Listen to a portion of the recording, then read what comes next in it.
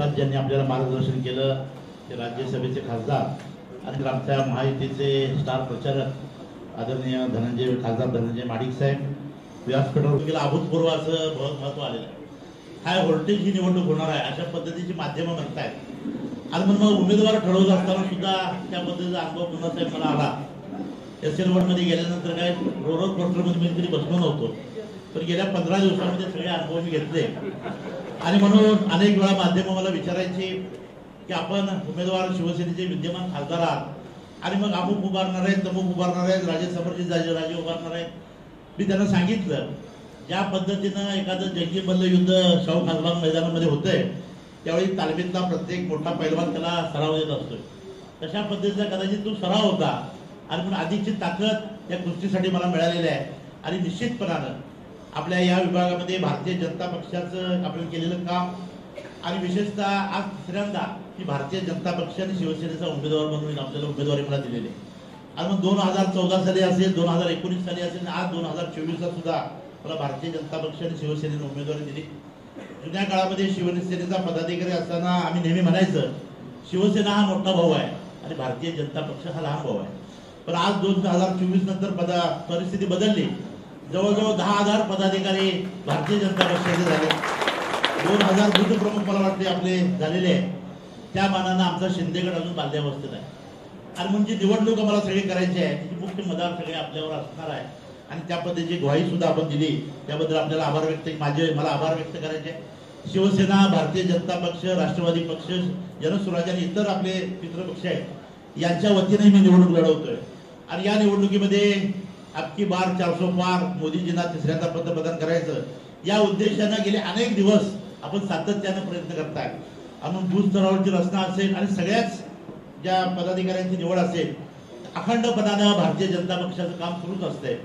ते फक्त मोदीजींना पंतप्रधान करायचं, या देशामध्ये भारतीय जनता पक्षाचं शिवसेनेचं राज्य आणायचं एवढ्यापुरतं मर्यादित नाही, तर या देशाला अधिक विकासाकडे न्यायचं हा प्रामुख्याने उद्देश आपला आहे.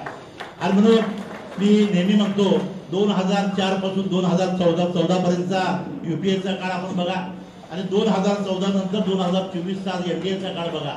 या सगळ्या काळामध्ये प्रचंड अशा विकासाची गती या सगळ्या देशामध्ये घेतलेली आहे. विशेषतः कोल्हापूर मतदारसंघाचा आणि कोल्हापूर जिल्ह्याचा जर विचार केला तर मला वाटतं एवढा निधी कधी आला नव्हता. मी खासदार असल्यामुळे मला निधी मिळतोय. राज्यसभेचे खासदार पण मुन्ना माडिक साहेब आहेत, आता अमन माडिक साहेब सुद्धा निधी आणतायत, समरजित राजे निधी आणतायत. भरभरून निधी आपल्या मतदारसंघामध्ये या विभागामध्ये येतोय. ही खरं अर्थानं परिस्थिती आहे. आणि याचं प्रमुख कारण म्हणजे या राज्यात देशामध्ये असलेलं मोदीजींचं नेतृत्व, या राज्यामध्ये असलेले एकनाथजी शिंदे असतील, देवेंद्र फडणवीस साहेब असतील, अजितदादा पवार असतील, यांच्या माध्यमातून एक वेगवान आणि गतिमान सरकार या राज्यामध्ये आणि देशामध्ये आहे. आणि म्हणजे डबल इंजिनचं सरकार असल्यामुळे खऱ्या अर्थानं कोल्हापूर जिल्ह्यामध्ये विकासाचं अतिशय घोडदौड जोरानं सुरू आहे. आणि हीच विकासाची घोडदौड पुढच्या काळामध्ये ठेवावी हा एक प्रमुख अजेंडा घेऊनच या निवडणुकीमध्ये आपण उभा आहे. निश्चितपणानं मुन्ना साहेब म्हणजे ती गोष्ट खरी आहे. मी भाग्यवान आहे. भाग्यवान एवढ्यासाठी मी काही कुंडली माझी बघितलेली नाही, पण भाग्यवान एवढ्यासाठी मी उमेदवार झालो एवढ्याबद्दल मी भाग्यवान नाही. एवढी मोठी फौज मला मिळाली त्याबद्दल मी भाग्यवान आहे. आणि म्हणून आज माझी उमेदवारीची घोषणा झाल्यानंतर पहिल्यांदा मी महालक्ष्मीचं दर्शन घेतलं, करवीर निवासिनीचं. त्यानंतर या जिल्ह्याचे नेते आदरणीय माजी आमदार माधवराव माडिक साहेब यांचंही दर्शन घेतलं आणि त्यांचा आशीर्वाद घेतला. आणि मग ते म्हणाले की आता मुन्ना साहेबांनी घ्या, अमन साहेबांनी घ्या आणि सगळी ताकद घेऊन जोमानं कामाला लागा. आज हा मेळावा झाल्यानंतर लगेचच राष्ट्रवादी काँग्रेसचा मेळावा सुद्धा होतोय. आणि मग मुन्ना साहेबांनी सूचना दिल्याप्रमाणे आता आघाडीच्या सगळ्या प्रमुख पक्षाच्या प्रमुखांची बैठक सुद्धा आपण 2-3 दिवसांमध्ये होते. आज मला वाटतं त्यांना दिल्लीला जावं लागते, पण दिल्लीला जाऊन आल्यानंतर एक प्रमुख कार्यकर्ता तिन्ही पक्षांचा मेळावा आपण मुन्ना साहेब मुश्रीफ साहेबांच्या सूचनेप्रमाणे लवकरच आम्ही आयोजित करू. त्याला सुद्धा आपण उपस्थित राहून मार्गदर्शन करावं. एक कोऑर्डिनेशन कमिटी आपल्याला महेशराव करावी लागेल. आणि आता महेशराव म्हणाले त्याचा सुद्धा खुलासा मला या निमित्तानं करायचा. खरं म्हटलं तर मागच्या वेळी मी भारतीय जनता पक्ष आणि शिवसेनेचा उमेदवार होतो आणि लोकसभेमध्ये शिवसेनेचा आणि भारतीय जनता पक्षाच्या युतीचा उमेदवार म्हणून गेलो. आणि 2 महिन्यानंतर विधानसभेच्या निवडणुका झाल्या. विधानसभेच्या निवडणुकीमध्ये सुद्धा आपण एकत्रच होतो. आणि मग राजकीय नाट्य घडलं. इथं त्यावेळीच्या शिवसेनेचे नेते उद्धवसाहेब ठाकरे यांनी ती आघाडी सोडली आणि महाविकास आघाडी ही महाराष्ट्रामध्ये जन्माला. साहजिकच ज्यांनी मला विजयी केलं त्यांच्यापासून फारकत त्या दिवसापासून सुरू झाली. 2.5 वर्ष त्या पद्धतीनं तुम्ही आम्ही जरा बाजूला होतो. त्या काळामध्ये मित्र म्हणून कोण भेटले असतील, त्यांची कामं जरूर झाली असतील, पण फार ठळक कामं महेशराव झाली नाही. मी जाहीरपणाने कबूल करतो आणि ज्यांनी निवडून दिलं त्यांची मी विकासात्मक भारतीय जनता पक्षाच्या कार्यकर्त्यांनी हाडाचे काढाने दिवसाची रात्र करून दिलं, मला निवडून दिलं, त्यांना थोडीशी मदत करू शकत नाही याबद्दल सगळ्यांची माफी या निमित्तानं मागतो. या पुढच्या काळामध्ये असा प्रकार होणार नाही याची ग्वाही या निमित्तानं देतो. कारण जे जे माझ्यावर आले त्यांना एकालाही मी कुणाचं काम केलेलं नाही अशी म्हणायची संधी मी ठेवलेली नाही. तरी सुद्धा आता माणसं म्हणतात की दिसतच नाहीत, कोण भेटतच नाहीत. आणि म्हणून काल मला राजेसाहेबांचा फोन झाला. मी सहज माध्यमांना म्हटलं होतं दुसऱ्या मेंदूचा शोध घ्यायचा आहे. ते म्हणले कधी घेऊया. मी म्हटलं आता निवडणूक झाली होती, मला तसा शोध लागलेला आहे, वाद आलेला आहे. पण ही सगळी मंडळी जी आहेत या सगळ्या मंडळीने माझ्यासारखा उमेदवार होणे अशासाठी प्रयत्न केले की त्यांना अडचण वाटत होती. संजय मंडलिक उमेदवार असला किंवा संभाजीराजे उमेदवार असते, मुन्ना माडिक साहेब उमेदवार असते तर अडचण होणार आहे ही गोष्ट त्यांना माहिती होती. आणि म्हणून आमच्यात कुठेतरी लावालाव्या करायच्या, मतभेद करायच्या अशा पद्धतीचे प्रयत्न करण्याचा प्रयत्न काही मंडळींनी केला. पण या मंडळींना निश्चितपणानं नेते मंडळी पुरून उरली. या सगळ्या भागातला निश्चितपणाचा अभ्यास हा नेते मंडळीचा होता.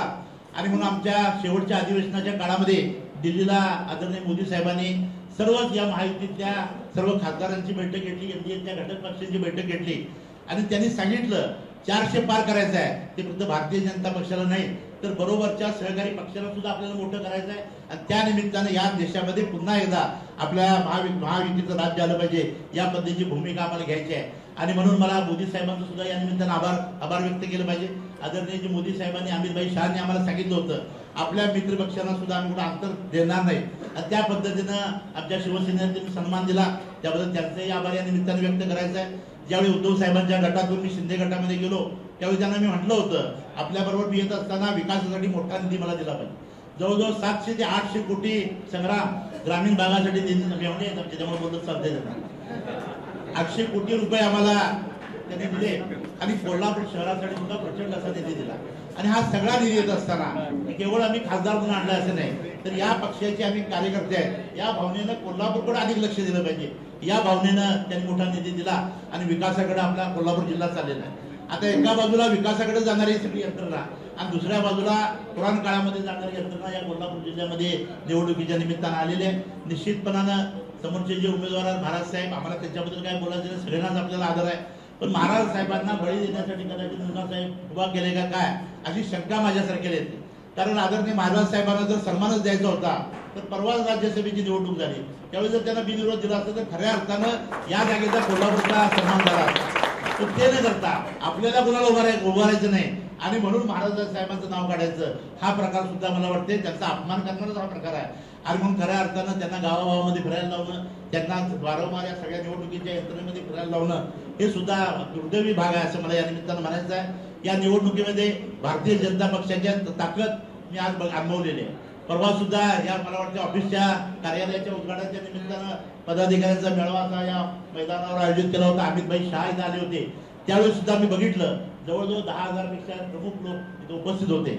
आम्ही भारतीय जनता पक्षाची ताकद आहे, त्याचबरोबर राष्ट्रवादी पक्षाची ताकद आहे, जनसुराज्य पक्षाची ताकद आहे, शिवसेनेची ताकद आहे आणि सगळी ताकद घेऊन निवडणुकीला सामोरं गेल्यानंतर कुठल्याही पद्धतीनं अपयश येणार नाही याची खात्री मला माझ्यासारख्याला आहे. आणि म्हणून मी वारंवार म्हणतो मी भाग्यवान एवढ्यासाठी आहे. या 5 वर्षामध्ये इतक्या राजकीय उलाढाली झाल्या त्या राजकीय उलाढालीचा साक्षीदार म्हणून खासदार म्हणण्याची संधी सुद्धा मला मिळाली. गेल्या 5 वर्षामध्ये आपण बघितलं सुरुवातीच्या काळामध्ये आपल्या कोल्हापूर जिल्ह्यामध्ये मोठे मोठे अतिवृष्टी झालेले महापूर आले. नंतरच्या काळामध्ये आपण बघितलं की कोरोनासारखा जागतिक महामारी आली आणि त्या सगळ्या काळामध्ये 2.5 वर्ष आपली वाया गेल्यासारखा प्रकार होता. नंतरच्या 2.5 वर्ष राहिलेल्या 1.5 वर्षामध्ये महायुतीचं राज्य इथं महाराष्ट्रामध्ये आलं आणि खऱ्या अर्थाने विकासाची संधी आहे. आणि म्हणून अनेक राजकीय स्थित्यंतर झाली, अनेक उलाढाली झाल्या. पण या सगळ्या वादळामध्ये मात्र भारतीय जनता पक्षाचा सामान्य कार्यकर्ता मात्र मनानं ताठ पायानं उभा राहिला आणि खऱ्या अर्थानं एक मोठं यश दिसतंय. हे सगळं तुमच्या सर्व प्रमुख पदाधिकाऱ्यांचं, सामान्य कार्यकर्त्यांचं आणि भारतीय जनता पक्षाच्या कामावर विकासावर प्रेम करणाऱ्या जनतेचं हे सगळं यश आहे. आणि याच यश मला निश्चितपणानं मी भाग्यवान एवढ्यासाठी म्हणतोय. या यशामुळे निश्चितपणानं या निवडणुकीमध्ये कुठलीही अडचण येणार याची मला खात्री आहे. खरं म्हटलं तर निवडणुकीच्या निमित्तानं उन्ही काढणं टीकाटिप्पणी होणं हे आपलं साहजिक आहे. पण आमची बहीण जाधवांनी सांगितलं आपण संयम घेऊया, आपण आपलं काम सांगूया. आपलं काम काय मोदीजींचं काम असेल, केंद्र सरकारचं राज्य शासनाच्या माध्यमातून झालेलं काम असेल, आमच्या माध्यमातून थोडं मोठं झालेलं काम असेल, हे काम आपण जनतेसमोर ठेवलं तर एका बाजूला विकासाचा प्रचंड डोंगर आणि दुसऱ्या बाजूला मात्र आम्ही काहीतरी करतो, करणार आहोत अशा पद्धतीनं, आणि नेमकं कोल्हापूर जिल्ह्यासाठी काय करायचं आहे हे माहीत नसणारीच मंडळी दुसऱ्या बाजूला आहे.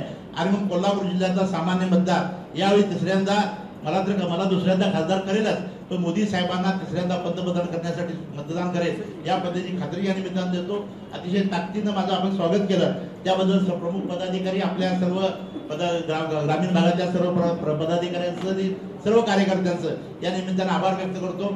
आणि पुढच्या काळामध्ये जसं महेश जानवरी साहेबांनी सूचना दिल्या की ज्या पद्धतीनं कोऑर्डिनेशन कमिटी ही आपल्या लोकसभा मतदारसंघाची एक आपल्याला करावी लागेल, तिन्ही पक्षांची, त्याचबरोबर प्रत्येक तालुक्यामध्ये सुद्धा करावी लागेल, आणि एक उत्तम प्रकारचं कोऑर्डिनेशन ठेवून या पद्धती या प्रचाराची यंत्रणा आपल्याला हाताळायची आहे. आता मुन्ना साहेब, मी आणि राजेश साहेब काय नवीन प्रचार यंत्रणा हाताळत नाही, परवा बिद्रीला राहुल आम्ही होतो एकत्र. आणि पण आम्हाला काय नवीन कशा पद्धतीने एकत्र करायचे आहे हे काय वेगळ्या सांगायची गरज नाही. पण या निमित्तानं मला एवढंच सांगायचं आहे, हे सगळे व्यासपीठावर बसलेले सगळे प्रमुख नेते मंडळी हे सगळे निवडणुकीच्या राजकारणामध्ये काही नवीन नाही. आम्ही दुसऱ्या बाजूला कुठेतरी बलाढ्य शक्ती येऊन आम्हाला आव्हान देणार आहे अशा पद्धतीची सुद्धा परिस्थिती नाही.